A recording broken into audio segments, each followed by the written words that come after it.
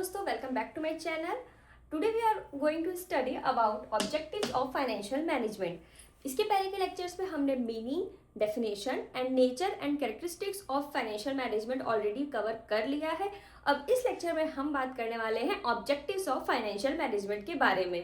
तो गाइस देखिए, objectives of financial management दो ही है मेनली हमारे पास, और चीज़ें भी लोग ऐड कर सकते हैं, मैं वो भी आपको बता दूंगी, बट मेनली दो ही होते हैं। फर्स्ट है प्रॉफिट मैक्सिमाइजेशन और दूसरा है वेल्थ मैक्सिमाइजेशन। तो सबसे पहले हम स्टार्ट करते हैं प्रॉफिट मैक्सिमाइजेशन से। प्रॉफिट मैक्सिमाइजेशन का मतलब नाम से ही समझ में आता है, प्रॉफिट मैक्सिमाइजेशन यानी प्रॉफिट को मैक्सिमाइज करना। तो बस बिल्कुल अपने नाम की तरह ही इसका मतलब भी है। इसका मतलब होता है to generate profit, to generate more and more profit. But क्या सिर्फ प्रॉफिट मैक्सिमाइज करने से, प्रॉफिट इंक्रीज कर देने से हम लॉन्ग टर्म में सक्सेस पा सकते हैं आज के इस न्यू बिजनेस वर्ल्ड में?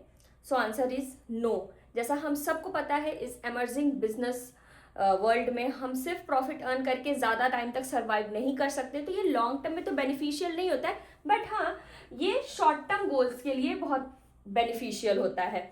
तो it works for short term गोल।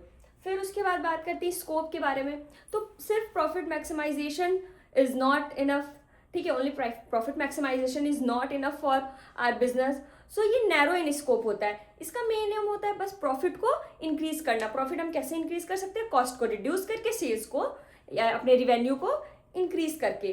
तो इसलिए ये नैरो इन स्कोप होता है, क्योंकि ये सिर्फ प्रॉफिट, इसका मेन ऑब्जेक्टिव ही होता है रिवेन्यू इंक्रीज करना, कॉस्ट को लो करना, इसलिए ये नैरो इन स्कोप भी इसको कहा जाता है।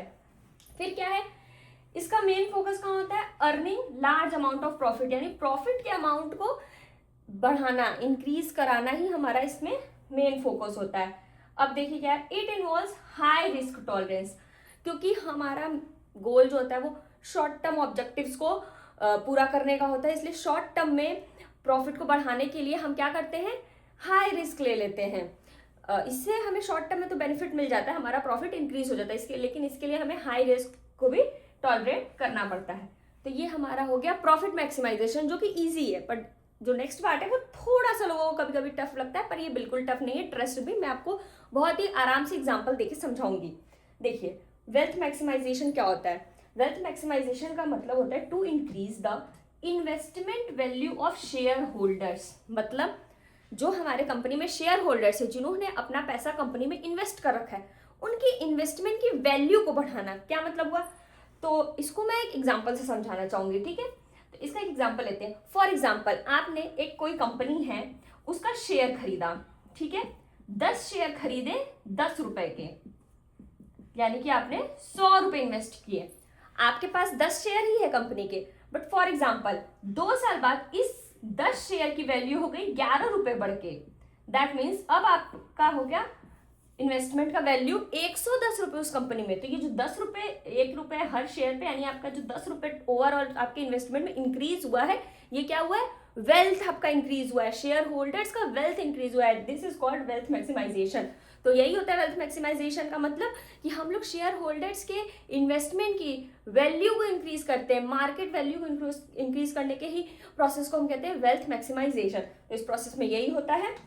अब आप क्या, हम ये लॉन्ग टर्म गोल होता है as compare to profit maximisation short term goal है अचीव करना, पर ये लॉन्ग टर्म गोल्स पे फोकस करता है।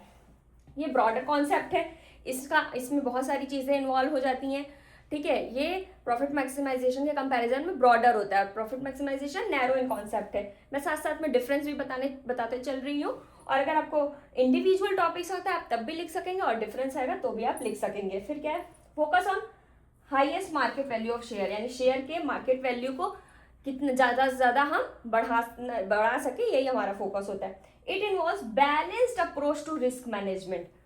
देखिए, यहाँ हमने पढ़ा था, हम यहाँ पे शॉर्ट टर्म में प्रॉफिट ज़्यादा अर्न करने के लिए हाई रिस्क टॉलरेट करते हैं, बट वेल्थ मैक्सिमाइजेशन में ऐसा नहीं होता है।